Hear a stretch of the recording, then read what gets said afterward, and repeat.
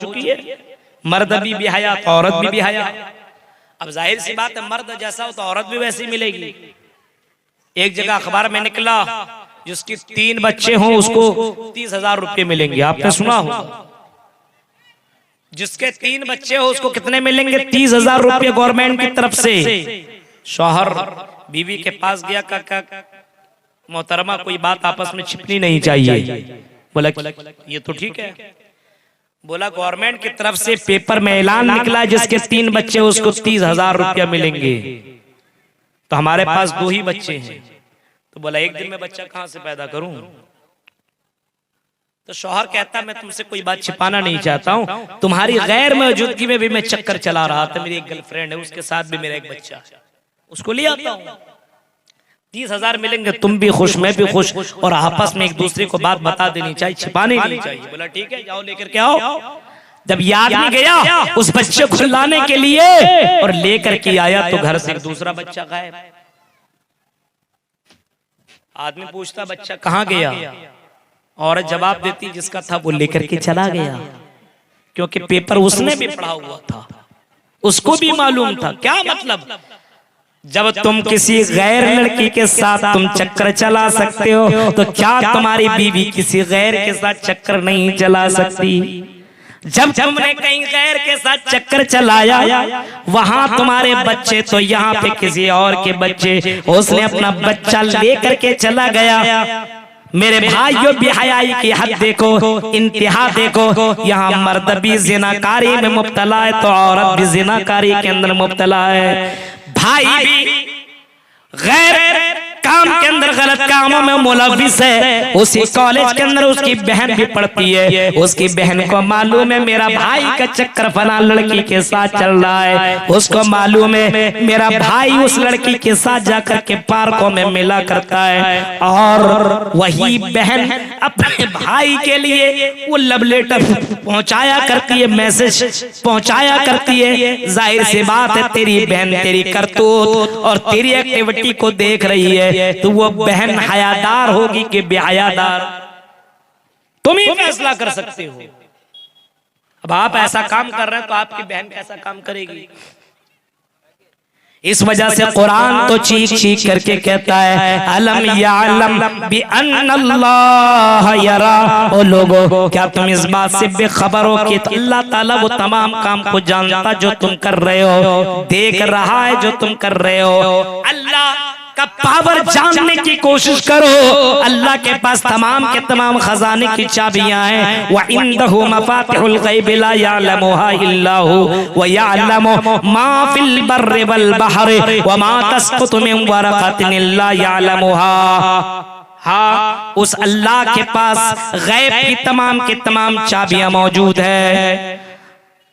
आसमान और जमीन के अंदर जितनी भी चीजें, उन तमाम चीजों का इल्म अल्लाह ताला को है। वो अल्लाह इतना पावरफुल है कि अगर कोई पत्ता जमीन के ऊपर गिर रहा हो, या कोई पत्ता दरख्त से टूट करके जमीन के ऊपर गिरता हो, उसको भी अल्लाह जानता है। और जमीन के अंदर ऊपर कितने मिनट और कितने सेकंड में गिरता हो, उसको भी अल्लाह जानता है। और पूरी जमीन के अंदर अगर कोई पौधा निकलता है, कोई दाना उगता है, निकलता हो, तो उसको भी अल्लाह ताला रिकॉर्ड कर रहा है। अल्लाह ताला इन तमाम चीजों को जानने वाला है। तो जो तुम काम कर रहे हो, क्या अल्लाह ताला इस काम को नहीं जानता है? आज मुसलमानों के अंदर बेहयाई आम हो चुकी है। आज मुसलमानों के अंदर हया नहीं है, आज मुसलमानों के अंदर ईमान नहीं है। बेहयाई की हद है, गलत काम भी कर रहा है और उसको प्रचार भी कर रहा है। अभी किसी भाई ने बताया, ऐसा कोई सगा नहीं जिसको हमने ठगा नहीं। कोई होटल है, अब बताइए ऐसा नाम रखा जाए? ताज्जुब करो मेरे भाइयों, गलत काम करो और उसका प्रचार भी करो। वाह रे मुसलमान, तुम्हारे चलने से तुमको मुसलमान दिखना चाहिए, तुम्हारी बातों से इस्लाम झलकना चाहिए, तुम्हारी बातों और तुम्हारी करतूतों से तुम्हारा इस्लाम पता चलना चाहिए। आज मुसलमानों के अंदर से हया खत्म है। आज अगर जलसों के अंदर भी आता है। नौजवान लड़का तो समझ में नहीं आ रहा है कि जलसा सुनने आ रहा है कि ना जाने किस काम के लिए आ रहा है। और मुसलमानों, अल्लाह के ऊपर ईमान इतना रखो कि तुम रात की तारीकी में कोई काम करो तो अल्लाह को मालूम है, तुम बंद कमरे में कोई काम करो तो ये इल्म होना चाहिए कि अल्लाह को मालूम है। यही ईमान, यही अकीदा और यही हया पहले के लोगों के अंदर मौजूद थी। हजरत अब्दुल्ला इब्न उमर किसी सफर में जा रहे हैं और हजरत अब्दुल्ला इब्न उमर की नजर एक चरवाहे के ऊपर पड़ गई। वो चरवाहा बकरियों को चरा रहा है, बकरियों को रेवर को खाना खिला रहा है, चरा रहा है। ये हजरत अब्दुल्ला इब्न उमर ने उनसे कहा, आई चरवाहे, मुझे भूख लगी है तो मुझे किसी बकरी का दूध पिला दो। वो चरवा जवाब देता, ये बकरियां मेरी नहीं है। आए अजनबी, मैं तो तुम्हें पिला सकता था, लेकिन आए अजनबी, मैं तो तुम्हें जानता भी नहीं हूँ। अगर जानता तब भी मैं तुम्हें नहीं पिलाता, क्योंकि ये बकरियां मेरी नहीं है, ये बकरियां मेरी मालिक की बकरियां हैं और मैं अपने मालिक की बकरियों को उसकी इजाजत के बगैर उसका दूध इस्तेमाल करना मैं जायज नहीं है समझता, क्योंकि ये जायज नहीं है मेरे लिए। अगर मैंने ऐसा काम किया तो अल्लाह की यहाँ मुझे जवाब देना पड़ेगा। शर्म देख रहे हैं, ईमान देख रहे हैं, हया देख रहे हैं आप। हजरत अब्दुल्ला इब्न उमर ने उसको और ज्यादा चेक करने की कोशिश की। उसने कहा, आई चरवाए, तुम मुझे एक बकरी ही दे दो, मैं उसके बदले में तुम्हें पैसा दे देता हूँ, दिनार और दिरहम में तुम्हें दे देता हूँ, मैं तुम्हें पैसा दे देता हूँ, मैं उसका दूध भी पी लूंगा, उसको ज़बह करके भी मैं खा लूंगा।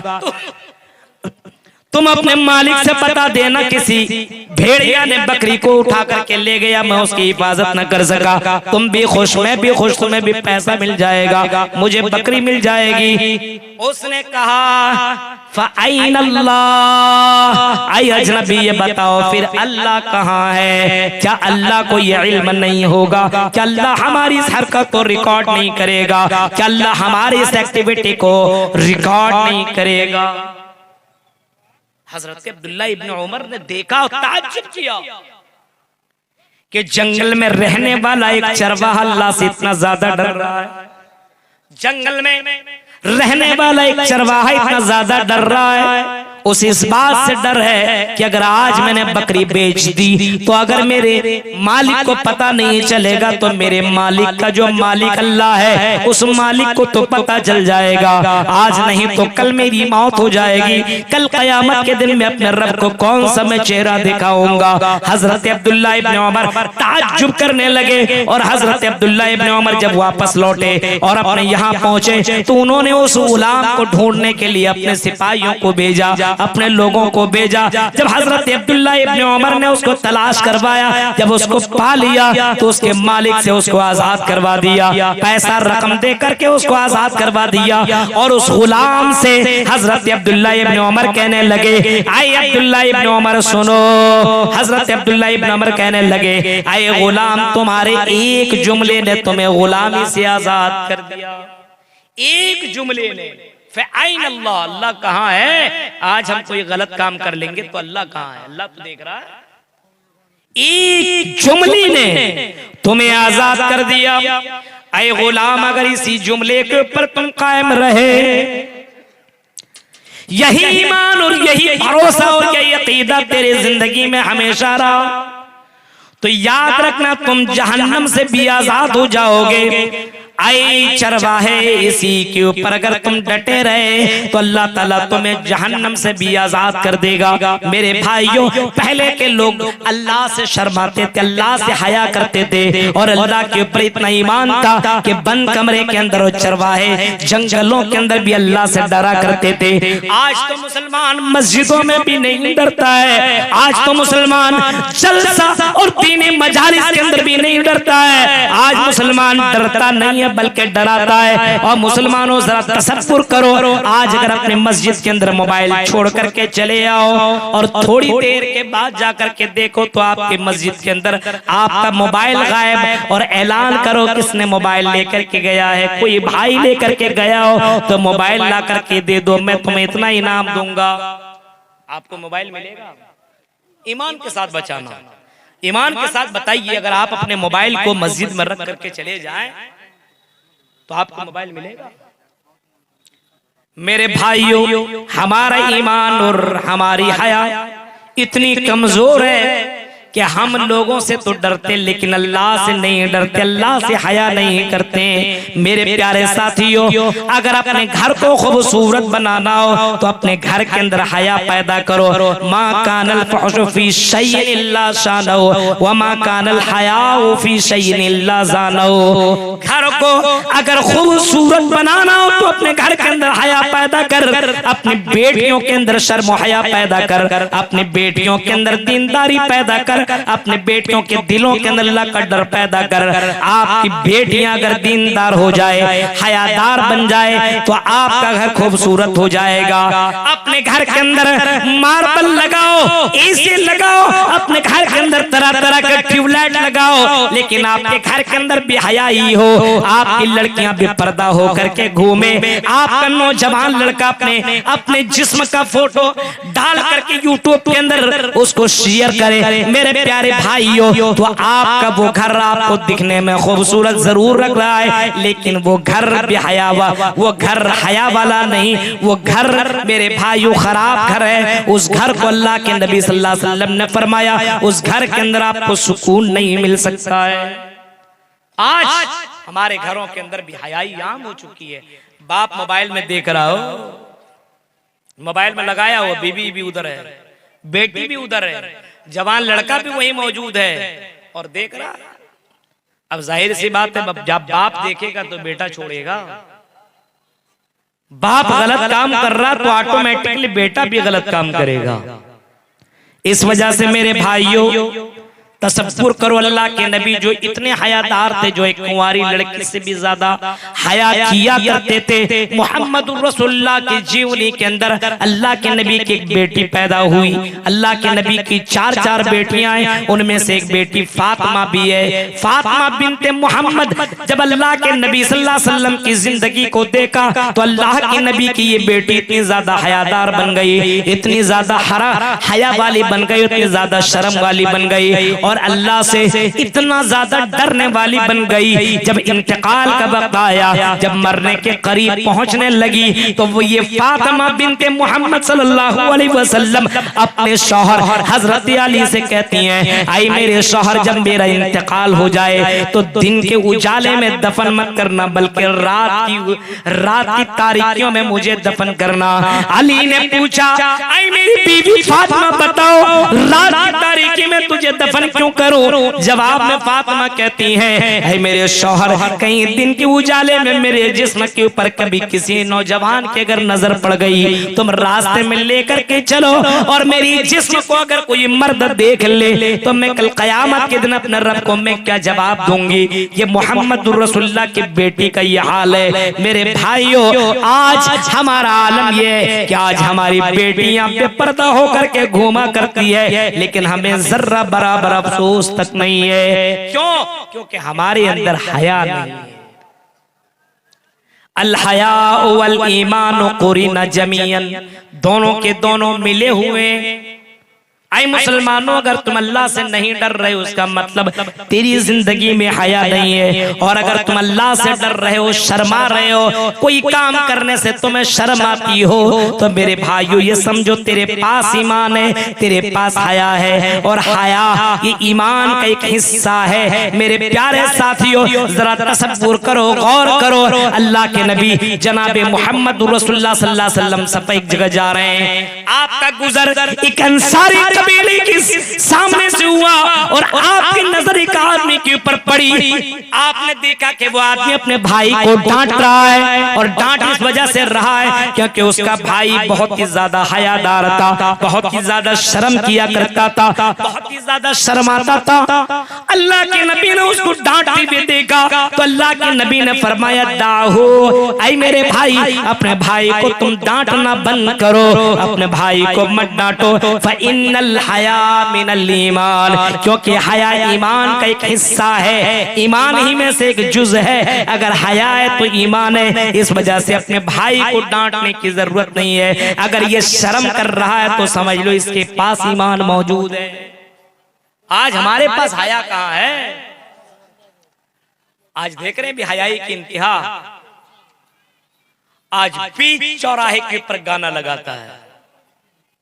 आज हमारे नौजवान लड़कों को देखिए अपने मोबाइल की स्टेटस में कैसा कैसा गंदा गंदा और कैसी कैसी तस्वीरें लगाता है, किस तरीके से गाने लगाता है। स्टेटस देखिए आपको पता चलेगा इसकी हकीकत क्या है और इसका ईमान कितना मजबूत है। इतनी गंदी तस्वीरें कौन लगाता है जिसके पास हया ना हो, जिसके पास ईमान ना हो। एक मुसलमान ये काम कर सकता है? नहीं।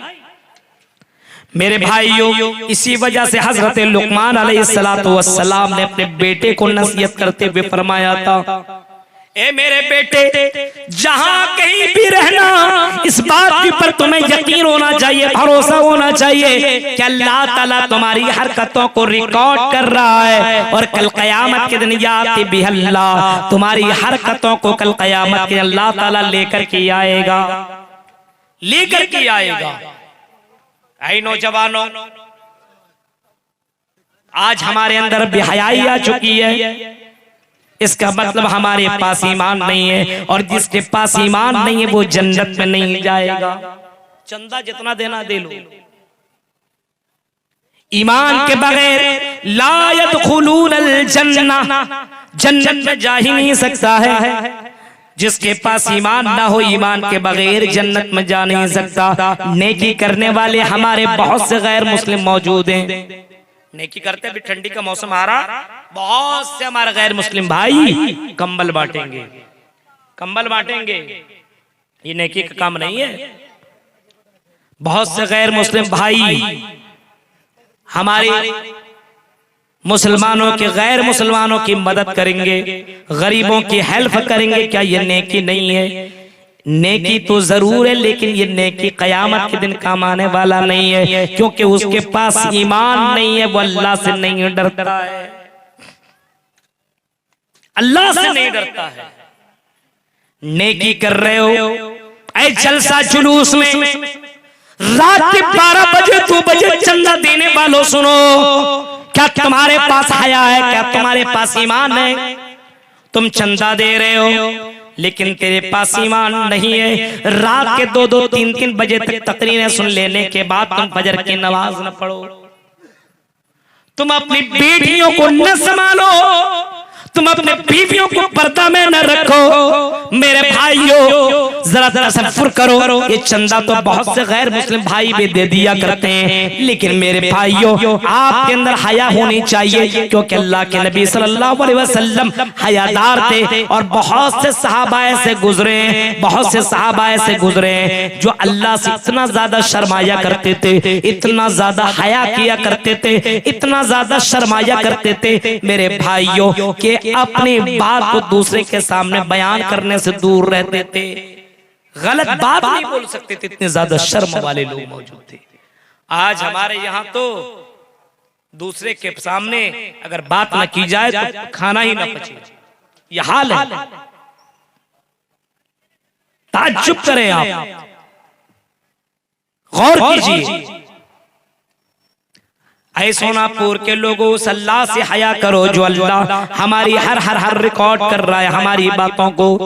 ये कैमरामैन, ये सीसीटीवी कैमरा वाले यूट्यूबर हमारी तकरीरों को रिकॉर्ड कर रहे हैं, जो हमने 2018 के अंदर इसी सोनापुर के अंदर किया था वो भी रिकॉर्ड है। हाँ, 2018 में इसी सोनापुर के अंदर मैंने तकरीर की थी, वो तकरीर आज हमारी यूट्यूब के अंदर मौजूद है। हाँ, हमें वो हरकत मालूम नहीं है, लेकिन आज यूट्यूब के अंदर वो सारी चीजें आपको मिल जाएंगी। मेरे भाइयों, जब दुनिया इतना ज्यादा आगे बढ़ चुकी है, जब दुनिया हमारी हरकतों को रिकॉर्ड कर सकती है, तो क्या अल्लाह ताला के पास ऐसा कोई सीसीटीवी कैमरा नहीं है जो हमारी हरकतों को रिकॉर्ड करे? अल्लाह कहता हो मेरे बंदो, जब तुम ये काम कर सकते हो तो हम भी तो ये काम कर सकते हैं। हमारा भी रिकॉर्डर भी है, हमारे पास तो भी सीसीटीवी कैमरा है, हम हमारे पास ऐसा कैमरा जो कभी खराब होने वाला नहीं है। ऐ यूट्यूब चैनल वालों, ऐ कैमरा मैन सुनो, अगर तुम अपने इसी कैमरा को पानी में डाल दो, मिट्टी के अंदर डाल दो, दफन कर दो, तो तेरा ये कैमरा काम का लायक ना होगा। लेकिन अल्लाह का ऐसा सीसीटीवी कैमरा है जो कभी खराब होने वाला नहीं है। किरामन कातिबीन यालमून मा तफअलून। ऐ मेरे बंदो, हमने तुम्हारे दोनों कांधों पे दो फरिश्तों को मैंने मुतय्यन कर दिया है। यालमून मा तफअलून, जो तुम किया करते हो उसको वो जानते हैं, उसको वो लिखते हैं, उसको रिकॉर्ड कर रहे हैं। कहीं भी करो रिकॉर्ड कर रहे हैं, तसव्वुर कीजिए आप। इसी वजह से मेरे भाइयों, आपने मुबारक का नाम सुना होगा, अब्दुल्ला बिन मुबारक का नाम सुना होगा। बहुत ही बड़ा मुहद्दिस गुजरे, बहुत ही बड़े मुहद्दिस गुजरे अब्दुल्ला बिन मुबारक के नाम से। उनका बाप मुबारक, जिनको उनके मालिक ने अपने बागीचे की खिदमत के लिए रखा था, मुबारक को रखा था, अपने बागीचे के देख रेख के लिए रखा हुआ था। और वो मुबारक उस बागीचे के देख रेख किया करता था। 3-4 साल के बाद उसका जब मालिक घर आया और अपने कुछ दोस्तों को लेकर के आया और मुबारक से कहा, मुबारक जाओ इस बागीचे से मीठा मीठा फल ला करके हमें खिलाओ। मुबारक गया और कई जगहों से अलग अलग फल ला करके मालिक को दे दिया, लीजिए खा लीजिए। जब मालिक खाने लगा तो खट्टा निकला, दूसरा खाया वो भी खट्टा, तीसरा खाया वो भी खट्टा निकल गया। मालिक गुस्सा आया, तो 4 साल से मैंने तुम्हें रखा है, तुम्हें इतना भी मालूम नहीं है कि कौन सा मीठा और कौन सा खट्टा है, जा मीठा लेकर किया। ये फिर से दोबारा गया और दोबारा जाकर के उसने दरख्त से फिर से फल तोड़ करके लाए और लाने के बाद अपने मालिक को दे दिया। मालिक ने फिर खाया तो फिर फल मीठा नहीं बल्कि खट्टा निकल गया। अब और ज्यादा गुस्सा हो गया, तुम्हारी सैलरी काट लूंगा, तुमको रखा हुआ 4 साल से, तुमको मालूम ही नहीं कौन से। अब आप जाहिर से बात है, किसी भी दरख्त को फल को अगर आप खाएंगे तो आपको मालूम हो जाएगा इस दरख्त का फल मीठा है, इसका थोड़ा सा खट्टा है, मालूम हो जाएगा। उसने कहा, मालिक मुझे मत डांटिए, मेरे ऊपर गुस्सा मत कीजिए, मालिक मुझे मत डांटिए, मेरे ऊपर गुस्सा करने की जरूरत नहीं है। आपने निगहबानी के लिए और आपने इस बागीचे को देख रेख के लिए मुझे रखा था। मैंने आपके बागीचे की मैंने देख रेख की है, मैंने हिफाजत की है, मैंने इसकी निगरानी की है। आई मालिक 4 साल जिंदगी के अंदर, ये 3-4 साल जिंदगी के अंदर मालिक मैंने आपके बागीचे से एक भी फल नहीं खाया। मालिक कहता है, गुलाम आई मुबारक क्यों नहीं खाया? जवाब में कहता है, मालिक आपने रखवाली के लिए रखा था, आपने देख रेख के लिए रखा था, आपने मुझे खाने की इजाजत नहीं दी थी, तो मैं क्यों कर खाता? अगर मैं खा लेता आपकी इजाजत के बगैर तो मैं अपने रब को कयामत के दिन क्या जवाब देता? सुनो आई मुसलमानों, जरा तसव्वुर करो, ये मुबारक कितने ज्यादा अल्लाह के ऊपर ईमान रखने वाले थे और कितने ज्यादा हयादार थे, अल्लाह से कितने शर्म किया करते थे कि कल कयामत के दिन मुझे अल्लाह के सामने चेहरा दिखाना है। उस वक्त मैं अपने रब को कौन सा मैं चेहरा दिखाऊंगा? अगर मैंने दुनिया के अंदर गलत काम कर दिया, मेरे मालिक ने मुझे बागीचे से कोई फल खाने की इजाजत नहीं दी है, तो मैं क्यों कर खाऊं? मुबारक का ये जुमला सुना, जब ये जवाब सुना तो मालिक हक्का बक्का रह गया, ताज्जुब करने लगा कि कोई इतना दीनदार भी आदमी हो सकता है, कोई इतना अल्लाह से डरने वाला भी हो सकता है, कोई अल्लाह से इतना शर्माने वाला भी हो सकता है। हुसैन को ये मुबारक इतना पसंद आया, इतना पसंद आया, इतना पसंद आया कि उस मालिक की एक प्यारी